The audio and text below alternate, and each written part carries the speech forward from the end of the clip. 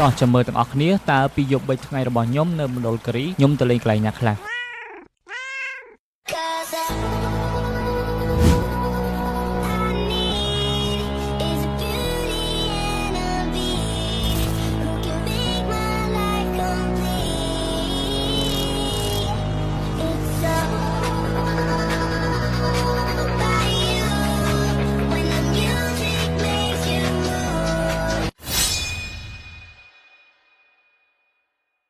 ញ៉ាំអីពេលផឹកហើយឥឡូវយើងជិញឡើងបន្តទៀតព្រោះវានៅឆ្ងាយដែរពីពេញទៅខាងលូរីអត់ដឹងថាផ្លូវដល់ណាទេដឹងថានៅកំពង់ជិះនៅតាមផ្លូវ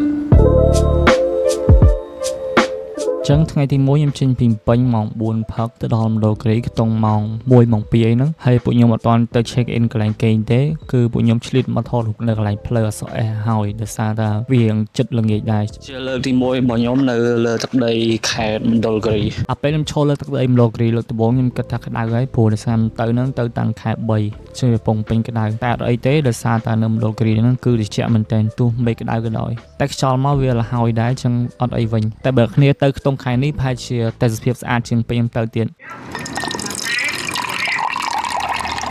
អត់រូងលេងអស់ចិត្តវាក៏រៀងល្ងាចដែរពួកយើងក៏នឹងគ្នាទៅ check in ឡើងគេងបន្តទៀតយកសម្ភារៈដាក់ចូលតាមបន្ទប់រៀងខ្លួនហើយខ្ញុំក៏ចេញមកលេងទឹកអាងនៅខាងក្រៅដោយសារតែនៅហ្នឹងមានអាងទឹកសម្រាប់លេងដែរជាកន្លែងខ្ញុំចូលចិត្តជាងគេឃើញនោះរៀងធំតែដល់ពេលមកចាក់ស្ដែងវាអត់សូវធំទេរៀងទូចដែរទេ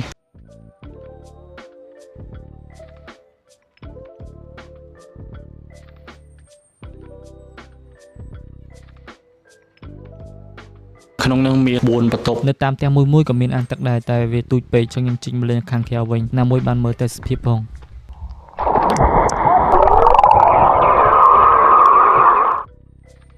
ចឹងនៅសល់ពេលតិចដែរខ្ញុំលេងទឹកបានមួយផ្លែតក៏ទៅបដូរសម្លៀកបំពាក់ដើម្បីញ៉ាំអីពេលល្ងាចជុំគ្នាក្រោយពីដូរសម្លៀកបំពាក់ហើយខ្ញុំក៏ដើរជិះមកខាងក្រៅឃើញថាមេឃស្អាតមែនតើនៅពេលល្ងាចបើជឿមើលតែវីដេអូខ្ញុំទៅដឹងហើយ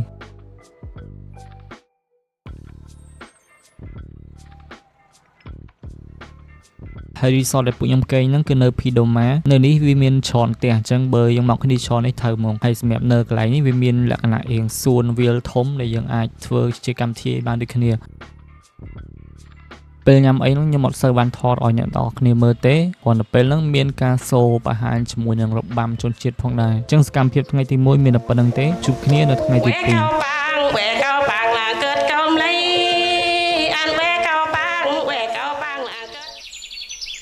2Morning នេះគឺជាថ្ងៃទី2ដែលនៅខាងមណ្ឌលគិរីហើយយើងញ៉ាំ breakfast ហើយពងរៀបចំចេញទៅខាងប៊ូស្រាចូលម្ដងថ្ងៃទី2ព្រលឹមឡើងពួកយើងក៏ញ៉ាំអាហារពេលព្រឹកហើយញ៉ាំអីហើយយើងក៏ចេញដំណើរទៅខាងទឹកជ្រោះប៊ូស្រាខ្ញុំមកដល់ទឹកជ្រោះប៊ូស្រានៅខាងមុខខ្ញុំនេះខ្ញុំកំពុងដើរចុះទៅតែខែនេះដូចជាអត់សូវមានទឹកថ្ងៃពីខ្ញុំទៅហ្នឹងទឹកអត់សូវមានទេដែលវានៅក្នុងចន្លោះខែ3គឺទឹកវាអត់សូវតន់ឡើងឃើញមានថ្មអីច្រើនហើយអត់សូវមានទឹកចឹងអាចទៅថតរូបនៅលើថ្មអីបានដូចតែរដងហ្នឹងពេលដើរលេងពីច្រើនមានអីមានថតរូបទេ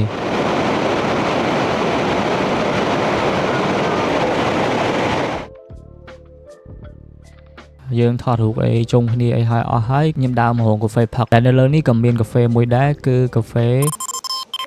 ទឹកខ្មៅកាហ្វេអត់កើតទេឥឡូវខ្ញុំដោះអាវក្រៅចេញរសាវាក្តៅដែរចឹងដោះអាវចេញទៅវាលហើយដែរខំមិនវាក្តៅតិចលហើយក្តៅលហើយយើងមានប៉ុណ្្នឹងទេចឹងបន្ទាប់ពីបានកាហ្វេផឹកហើយរឿងស្វាងដែរយើងដើរមើលទេសភាពមួយជុំពីរជុំទៅក៏ឡើងមកឈរលើថ្មមើលទឹកធ្លាក់ធ្វើអំហាយទឹកទៅជាស្រួលមែនតើតពីហើយអស់ហើយក៏ដល់ម៉ោង5ពេលថ្ងៃយើងញ៉ាំអីនៅកន្លែងកញ្ចុះគេហ្នឹងញ៉ាំអីហើយក៏ចេញដំណើរទៅទៀតចេញពីទឹកជ្រោះប៊ូស្រាពួកយើងក៏បន្តដំណើរទៅមកកន្លែងទៀតកន្លែងនៅមកបន្ទាប់ហ្នឹងគឺចំការតែមណ្ឌលគិរីមកដល់នេះទេសភាពស្អាតមែនតើពណ៌បៃតងហ្មងមកនេះអត់មកធ្វើអីទេខ្ញុំមកធ្វើ steel ម៉ូតូធំណាសំស្រោជីវ៉ាជួយស្រាយចងល់ steel បងត្រឹមអាសងកងស្ពរអត់មានវីដេអូអាចទេស្នេហ៍ទេអាសោបានបន្ទាប់ពីបោះម៉ូតូអស់ចិត្តហើយខ្ញុំនាំអ្នកគ្នាទៅមកកន្លែងទៀតគឺសមុទ្រឈើរបស់គេមែនពេលមកឈរឡើងនេះយើងអាចមើលឃើញទៅភ្នំជាមួយនឹងអមនឹងដើមឈើពេញហ្នឹងហ្មងហើយពួកយើងបានញ៉ាំអីយ៉ាងហ្នឹងទេយើងបញ្ញាប់មកកន្លែង resort វិញរសារវាល្ងាចដែរអញ្ចឹងខ្ញុំមកញ៉ាំអីពេលល្ងាចនៅខាង resort វិញ មុននេះអ្នកគ្នានេះថ្ងៃទី3ហើយខ្ញុំឆ្លៀតមករត់ដោយសារតែយើងត្រូវซ้อมជើងដែរយើងរត់21គីឡូនៅកំពង់សោមហើយយើងអត់បានត្រេនសោះហើយមកដើរលេងទៀតអញ្ចឹងយើងត្រូវซ้อมជើងសម្រាប់21ដែរនៅនេះខ្យល់ខ្លាំងមែនតើហើយផ្លូវវិញឡើងទួលចោះទួលនេះកំពុងដើរចោះទៅចូលមកដល់ថ្ងៃទី3ក៏ជាថ្ងៃចុងក្រោយនៃដំណើរកម្សាន្តមួយនេះដែរហើយថ្ងៃនេះរៀងប្លែកពីថ្ងៃរដងតិចដោយសារតែខ្ញុំងើបរៀងលឿនខ្ញុំងើបពីម៉ោងដូចជា4ជាង5នេះខ្ញុំងើបដើម្បីរត់ហាត់ប្រាណយើងចូលចិត្តរត់មកដល់ណាក៏ត្រូវតែរត់ដែរឆ្លៀតងើបរត់នេះជាផ្លូវដែលយើងរត់ហើយអត់តនឹងរត់បានគីឡូទេខ្ញុំមើលជាក់ស្ដែងរត់បានប៉ុណ្ណាប៉ុណ្ណឹងកម្រខ្ញុំរត់ថាទៅឆ្ងាយតិចទៅតែមានអ្នកក៏រត់ដល់អាផ្លូវនោះ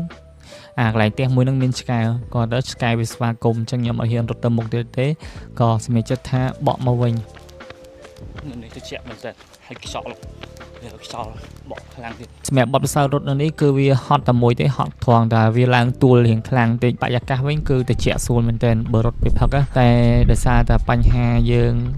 ឡើងទួលតិចអញ្ចឹងវាប៉ះពាល់ដល់ជើងខ្ញុំដែរដូចខ្ញុំប្រាប់អ្នកគ្នានៅក្នុងវីដេអូខ្ញុំទៅកំពង់សោមអញ្ចឹងគឺខ្ញុំឈឺជើងដោយសារតែខ្ញុំមកមណ្ឌលគិរីហ្នឹងឯងបាទខ្ញុំទៅរត់21គីឡូនៅកំពង់សោមហ្នឹងវាអត់បាន record ល្អទេខ្ញុំធ្វើឡើង2ម៉ោងជាងអញ្ចឹងចាំមើលតើ21គីឡូខ្ញុំលើកក្រោយខ្ញុំអាចធ្វើ record ក្រោម2ម៉ោងបានអត់ខ្ញុំរត់ចប់ម៉ោង6ជាងខ្ញុំក៏ទៅងូតទឹករៀបចំខ្លួនដើម្បីញ៉ាំអាហារពេលព្រឹកមកញ៉ាំកាទៀវជាមួយអ្នកនេះកាទៀវមួយចាននេះតែយើងថែមបាយមួយចានទៀត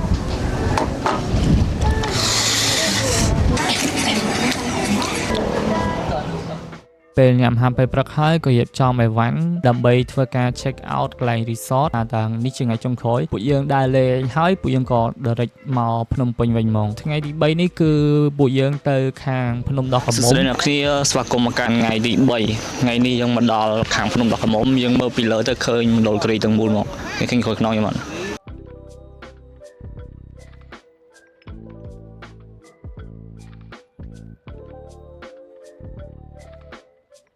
ឥឡូវយើងមកដល់កន្លែងទៀតហើយបញ្ចប់លើភ្នំហ្នឹងពួកយើងក៏បន្តមកខាងសែនមនោរម្យយើងនាំគ្នាដើរទៅមើលផ្សារខាងផ្សារជនជាតិគេលក់អីចឹងហើយក៏បានទិញនៅអីតិចតួចដែរអ្វីដែលខ្ញុំបានទិញហ្នឹងគឺខ្ញុំទិញបានបើ2គីឡូដើរសល់តែមួយយូរហើយភ្លេចថាខ្លួនឯងអត់ទាន់បានផឹកកាហ្វេចឹងមកទិញកាហ្វេនៅកន្លែងចិត្តឡាននេះកន្លែងនេះមានលក់ខ្ញុំរងស្មានឡានក្រុងគេឈប់ទៅតាមពិតទៅកន្លែងគេលក់កាហ្វេទៅបន្ទាប់ពីយើងដើរផ្សារអស់ចិត្តក៏ដល់អាហារពេលថ្ងៃហើយរៀងឃ្លានដែរអញ្ចឹងខ្ញុំនាំអ្នកគ្នាទៅកន្លែងចុងក្រោយដែលពួកយើងទៅរមណីយដ្ឋានអូរ៉ូមីសដែលជាកន្លែងអាហារពេលថ្ងៃអញ្ចឹងទៅញ៉ាំអីនៅហ្នឹងញ៉ាំអីហើយក៏យើងបន្តតាណាចេញតាណាមកពេញដែលហើយកន្លែងទេសភាពស្អាតដូចគ្នាជំរុញដាក់វីដេអូអ្នកគ្នាមើល